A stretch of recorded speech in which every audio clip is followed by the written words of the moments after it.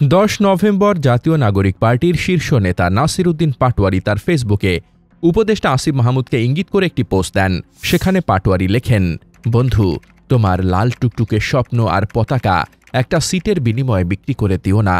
ওই পোস্টের জবাবে গণতান্ত্রিক ছাত্র শক্তির সাবেক ঢাবি শাখার আহ্বায়ক আব্দুল কাদের বলেছেন, একটা দলের নেতারা দিনের বেলায় হাঁকঢাক ছাড়েন, দিনভর বিএনপিকে নিয়ে বেফাঁস মন্তব্য করেন, আর রাতের বেলায় বিএনপির নেতাদের বাসায় গিয়ে ধর্ণা দেন।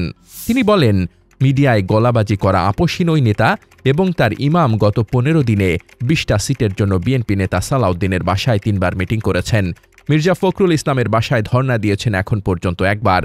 মঙ্গলবার সকালে আব্দুল কাদের তার ব্যক্তিগত ফেসবুক অ্যাকাউন্টের একটি পোস্টে এমন মন্তব্য করেন। কাদের বলেন, আসন সমঝোতায় বেটার নেগোসিয়েশনের কৌশল হিসেবে এমন উল্টাপাল্টা বক্তব্য দিচ্ছেন ওই তথাকথিত আপসহীন নেতা। আত্মতৃপ্তির ঢেকুর তুলতে তুলতে ওই নেতা আবার সেটা বলেও বেড়াচ্ছেন। অথচ গণঅভ্যুত্থানের পরের চিত্র কেমন ছিল?